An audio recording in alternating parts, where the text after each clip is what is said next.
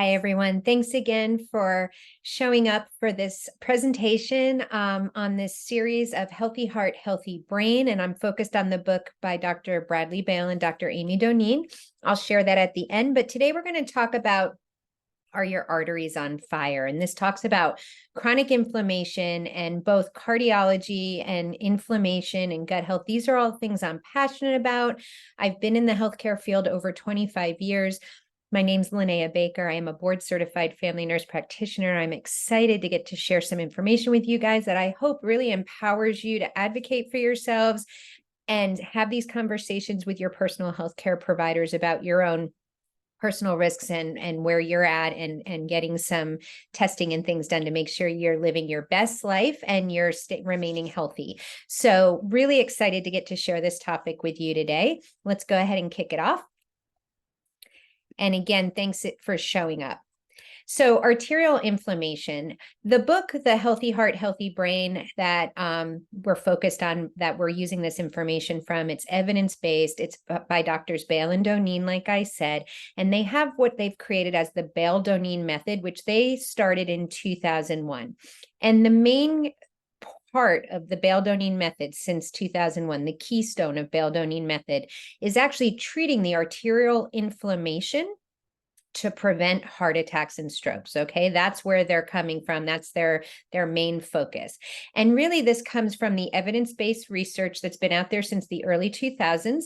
And in the book, they say that, and this is a direct quote from the book, even subtle changes in inflammatory biomarkers can predict future cardiovascular events, including heart attacks, strokes, sudden cardiac death, and the development of peripheral artery disease in seemingly healthy people. So you can be walking around looking and feeling healthy, but we can do labs and different testing that can tell us if you're at risk or not for future events, which is incredible. And I love that this book is so proactive in trying to find the risks and find the things we need to be working on before you ever have an event. Because once you have an event, damage is done. And we want to try to head things off before then, okay? Or if you've had an event, prevent you from having another event would be another goal for sure, right?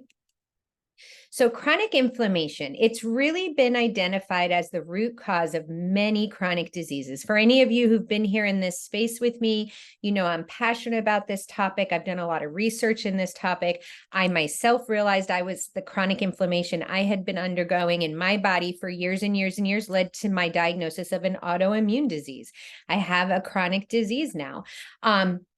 So that is why I'm so passionate about empowering you, educating you, and sharing this information, because this is not common knowledge that is the standard of care right now. This is not things that you may hear buzzwords on, but it has not become part of our normal Western medicine practice right now. I think we're going to go in this direction for sure. More and more healthcare providers are talking about it. But I want you guys to be empowered to have these discussions and know what to look for. So chronic inflammation is the trigger, the spark for chronic disease. And when we talk about chronic disease, yes, we're talking about cardiovascular disease and heart failure. That's a lot of what we're focused on for this topic right now in this series. But it's also chronic inflammation leads to arthritis, type 2 diabetes, depression, chronic kidney disease, dementia, neurodegenerative disorders like Alzheimer's and Parkinson's, erectile dysfunction, the non-alcohol fatty liver disease, macular degeneration, autoimmune conditions, and various cancers. I had non-alcoholic fatty liver disease. That's gone away now in me improving my healthy lifestyle, making my lifestyle so much more holistic and healthy.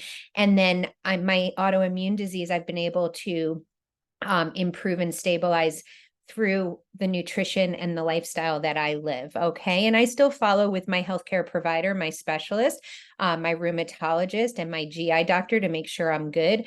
But they are impressed that I've been able to control things with my lifestyle.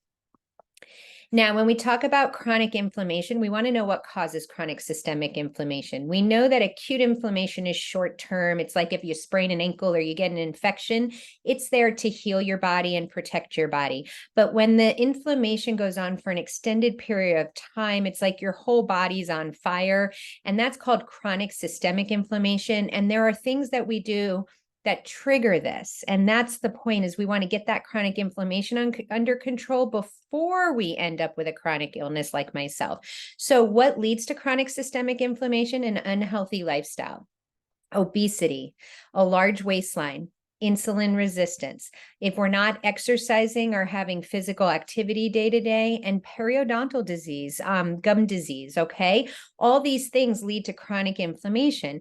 Now, having an unhealthy lifestyle is the culprit of the obesity, the large waistline, the insulin resistance, the lack of exercise. Periodontal disease is getting good dental care, which is part of a holistic and healthy lifestyle. So a lot of these things we have control over, but the problem is that in America, in the United States, our Western civilization, first world country, we live on ultra processed foods, and we've normalized feeling like junk. We've normalized working 60 to 80 hours a week. We've normalized going on fumes and pumping our bodies full of coffee and using these crazy energy drinks to try to keep going. And we're hurting ourselves. And that's why, even though we're the leading country in the amount of money we spend per person in healthcare expenditure, we used to be 31st in the world. I think we're down into the 40s now for longevity. So people in other countries that have less resources and healthcare expenditure per person, they don't give as much to each person as the United States has available. They're living longer and healthier lives. There's a problem with that. That makes us we need to wake up and kind of see what the difference is. And a big thing, it's our lifestyle. It's the food we're eating. So only 7 to 12% of the United States adults are metabolically healthy. And when I say metabolically healthy, what are we looking at? Well, we're looking at what's your blood pressure? Do you have high blood pressure? Do you have a normal blood sugar or high blood sugar? High blood sugar is another one for being metabolically unhealthy. Excess fat around the waist, so a large waistline, having elevated triglyceride levels or low levels of the HDL or the good cholesterol. These are all things we look at to see if someone's metabolically healthy. And only 7 to 12% of the United States adults, I've seen both numbers. It was 12, now it's leaning more towards 7%. But that is sad. That you would think that would be the unhealthy, but it's not. Only 7 to 12% of US adults are metabolically healthy, guys. That scares me. Okay. And that's why we're having so much chronic disease right now. So what causes arterial disease? Let's get into a little bit of what the root cause is. And it's actually atherogenic triad. And it's called a triple whammy, the way they describe it in the book. And inflammation is actually the main culprit or the root cause in every step of this disease process. Inflammation is driven by, right? We talked about healthy lifestyle. And when people aren't living a healthy lifestyle, that drives obesity, insulin resistance. They have a poor diet. They're not exercising. They've got a lot of stress. They're not sleeping well. And maybe they have gum disease, the periodontal disease we talked about. Well, that causes the inflammation, which starts the disease process. And then when that happens, we start to get genetic transformation. I said genetic transformation. We're actually changing the genetics of the contractile smooth muscle cells in the media, which is part of the arterial wall lining. That's how important our lifestyle is, guys, because things will transform. The genetic part of these cells are transforming because of the lifestyle that we're living, and we're not fueling our bodies the right way and taking care of ourselves. And it's nobody's fault. I'm not passing judgment. I've been there. This is how most of us live in the United States because this is what we've normalized, but we need to wake up and start taking better care of ourselves because no one's going to do it for us. We have to do it for ourselves. And I'm that passionate about teaching you the steps to do that and how you can help yourself so that you're not a victim of this any longer and you know what to do. So once these cells in the arterial wall lining in the media start to genetically transform these smooth muscle cells that contract, they actually move deeper into the intima layer and they produce what's like a Velcro substance, okay? So it's sticky. And that Velcro sticky substance actually pulls the APOB and adheres it to it, okay? So it's like Velcro and sticky and the APOB gets to it. Well, what's the APOB? Well, remember when we talked about APOB, it's the major component of all the bad cholesterol, including the LDL and the LPA. So that is why this is not good. And that's how we start getting arterial disease. So when the APOB gets stuck in the Velcro of that intima lining, which is created by the chronic inflammation that changed the genetics of the cell, it becomes oxidized. And when it becomes oxidized, that oxidation sparks that fire in the arteries because it activates the immune system. Inflammation is a response of our immune system. So when we have acute inflammation, like we sprain our ankle and things get swollen and painful and maybe a little red, that's our immune system kicking in to heal it, okay? When we have chronic inflammation, our immune system's kicked on higher, longer, and it's going and it's causing damage instead of healing, okay? So the oxidation creates the spark that creates the fire in the arteries by activating the immune system. And if that inflammatory trigger for the genetic transformation persists, more and more of that APOB gets trapped, oxidized, and engulfed by the white blood cells. So over time, that forms these foam cells, which are really just from being the cholesterol that's been engorged in these cells. And that leads to fatty streaks. So the fatty streaks, that's plaque deposits in the arterial wall. And remember, we talked about how those vulnerable plaque deposits, the soft deposits, are actually higher risk than the stable calcified plaques, and they can easily rupture and lead to heart attack or stroke. And we talked about that earlier in this series. So how do you fireproof your arteries? Next week, we're going to talk about different inflammatory marker tests that we can do. But today, how do you fireproof? Well, remember, it all comes down to lifestyle, and that's what I'm passionate about and what I focus on. And Western medicine and holistic lifestyle, healthy, sustainable lifestyle go hand in hand. You do need to go get checked and get these labs and things done by your medical provider to see what your risks are and if you're inflamed and what you need to do. But if you also are doing a healthy lifestyle to support it, it's going to optimize those labs and help you live a longer, healthier life. It all goes hand in hand. And these are things you can control. Controllable risk factors, okay? So optimal lifestyle, mindfulness, which is working on our stress management, physical activity, nutrition, and sleep. So when we talk about mindfulness for helping our stress management, there was a study in 2017, and the PET imaging demonstrated that the brain's amygdala actually is very overactivated when we're under a lot of stress or anxiety. And what that does is it actually creates the bone marrow to produce more white blood cells, which is part of our immune system.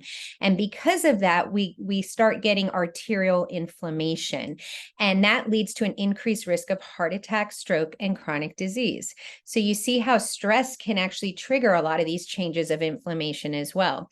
So when we talk about mindful meditation, we're finding that it has the opposite effect of that. It boosts heart health, it improves sleep and mood. And you can start with just 10 minutes a day of mindful meditation daily. That's how I started with 5 minutes, guys, because my brain goes a million miles a minute. I'm wired. I'm type A. I'm always go, go, go. My nickname in college was EB or Energizer Bunny because I never stop. I'm still like that, but I have learned how to rest and how to give my brain a rest and to slow down. And it's very important for our overall health and to decrease inflammation. Prayer time can also be a space for that as well, or both. When we talk about physical activity, there's so many benefits. We can reduce our blood pressure. It helps with weight management, lower our cholesterol. It can help improve our sugar levels, which is also known as our glucose levels. And the number one effect, you think of all those things first, but actually the number one effect of regular cardiovascular exercise, according to the Women's Health Study, which we've talked about this study before, when I talked about the intermittent fasting book by Dr. Fung, we talked about the Women's Health Study then. Exercise, the number one effect, reduces inflammation. And that's our end goal, to help prevent chronic disease. We want to reduce the inflammation because that chronic inflammation is what is leading to a lot of these chronic diseases that plague the United States, okay? So our goal is a minimum of 30 minutes of aerobic exercise daily, and that can be a brisk walk. So when I'm walking, it should be hard to carry a full sentence conversation without sounding a little short of breath. That's the pace I'm at. Jogging or biking are other options. However, anytime you're going to start any kind of exercise regimen, you really need to check with your personal health care provider to make sure that's a good fit for you, because they know you best, okay? Now, nutrition. Eating a high fiber diet actually has 60 people who eat a high fiber diet are 60% less likely to die from cardiovascular causes.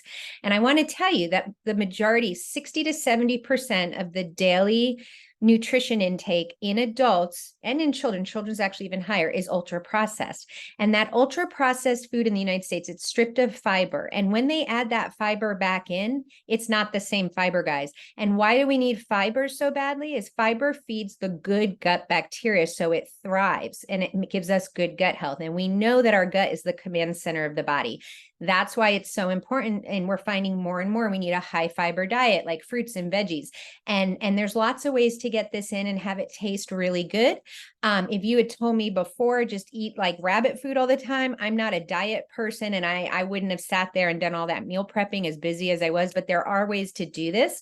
So reach out to me if you have questions on that. Now, removing inflammatory foods from your daily diet. A lot of the foods we eat are ultra processed. They're inflammatory, pro-inflammatory. They're creating inflammation. Why? There's a lot of chemicals and toxins and preservatives and artificial dyes and sweeteners and things in this food that our body does not recognize. And so what happens is it kicks in inflammation, because inflammation is our immune system.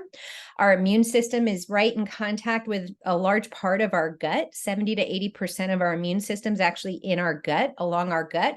And that's where the food goes through. And that makes sense because it's trying to protect our body from toxins. And we have created basically fake food and full of chemicals. So our immune system's kicking in because it's trying to protect us.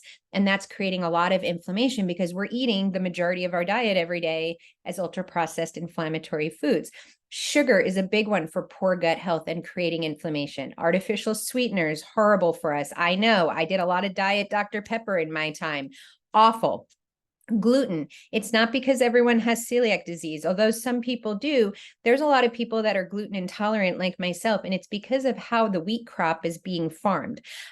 It's got a lot of GMO, and the process it goes through for getting the gluten is what's creating the problems in our gut.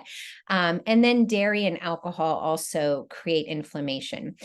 You want to get those sweet sugary drinks out. In a 2015 study in the Journal of American College of Cardiology, they said consuming 2 sugar sweetened beverages daily, like soda, fruit drinks, energy drinks, or coffee drinks, increases the risk of heart attack by 35%. That's scary. That's enough to get me to stop that, which I haven't done that in over 3 years. But if I had seen that before I started my personal health journey and really getting honed in on what I needed to do, trust me, that would have been enough to scare me out of all the heart disease and things and people I took care of in cardiology and electrophysiology, to scare me to stop that. And when I say coffee drinks, it's what you're putting in it. It's the sweeteners from like the Starbucks and all the fancy coffee shops. Like those are full of sweeteners, guys, in those drinks. It also increases the risk of type 2 diabetes by 26%. It increases your stroke risk by 16%.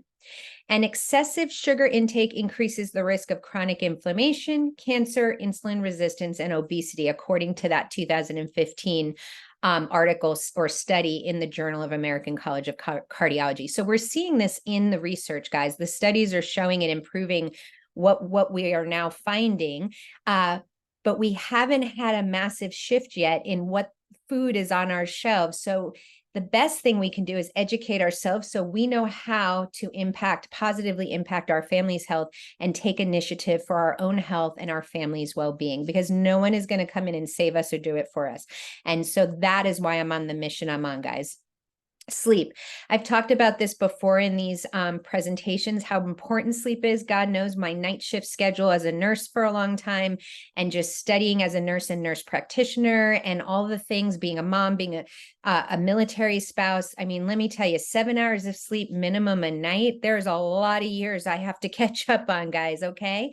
But minimum of 7 hours of quality sleep per night. And since I've made the shift and made sleep a priority for myself, it has truly impacted my overall health and well-being. Anything less than 7 hours, truly, in the research that I've done before and found, it undoes all the healthy habits that we've completed during the day. That's how powerful sleep is. So you need to think of sleep as medicine, because that's when our body's repairing itself. And when we don't prioritize our sleep, our cortisol levels actually go up, and that's a stress hormone. And it actually is not only a stress hormone, it also increases stress in our bodies, okay? So it can increase your appetite, blood sugar, create inflammation. It can interfere with weight loss or even cause you to gain weight. Short-term cortisol is beneficial. It's there to protect us. It's our fight or flight response. So that's a great thing. It's when our cortisol level is elevated for long periods of time that it can be very damaging. Typically, when I talk with clients, about their personal, health journey and health goals, and they tell me they're eating great and they're exercising and nothing's working, I will tell you it comes down to they're not sleeping well and or stress. It's one or both of those. When they're on track with their nutrition, their water intake, they'll tell me that they exercise regularly, they're checking off all the things. And it usually comes down to sleep and stress, one or both of those, one or the other or both of those. Okay. And then what are our action steps for today, guys? Well, go ahead and reach out to me by commenting below, private messaging me. But go ahead and reach out so we can schedule a free health and wellness consult, and I can go over things with you one-to-one. Also, go ahead and refer your friends and family members you care about to me, the ones that you feel need support, are ready for guidance and want to get on a healthier and holistic lifestyle, or maybe they just need to start hearing more about it. Invite friends and family members to this private health and wellness Facebook group, Health and Wellness, Live Your Best Life, so they can start getting this information that could save their life as well. Guys, you guys who have been following me regularly know I'm on a mission to positively impact your health and wellness through education and coaching to create generational health and a health span that equals your lifespan. When a parent or someone who has influence or children in their life, whether it's nieces and nephews, grandchildren, whatever children that you're around, more is caught than taught. And if I help you on a health journey, that's going to ripple out and trickle down, and the kids around you are watching. So that's going to help them create generational health. And also, I want you to live a healthy, long life, not just a long life, because living a long life and being debilitated and in a wheelchair and not having quality of life is no fun. From the patients I've taken care of, we can age gracefully. We can have an active, productive, healthy, long life, and have quality of life if we do some things right away. And it's never too late to start. So go ahead and reach out to me for a free health and wellness consult by commenting below. And then just to remind you guys, this is the book, Healthy Heart, Healthy Brain by Drs. Bale and Dr. Doneen that I've been referencing. This book is powerful. It's evidence-based. There's some great tools in here. It is written in layperson's terms, so you do not need to be medical to read this book. I would suggest you get it. I got mine from Amazon. I have no ties to this book. I don't get anything out of this other than it's powerful, and I feel like it's a great resource. I'm only taking snippets of the book. It is packed with information. So if you truly want to get the whole picture, get the book. And it's something you can bring to your doctor's office and share with them as well, and show them where you're seeing the information from. Okay, guys? Well, I'm grateful for each of you who showed up, and I hope this brought you value and has positively impacted your life. Please feel free to comment below, reach out to me. Until next week, guys, be safe.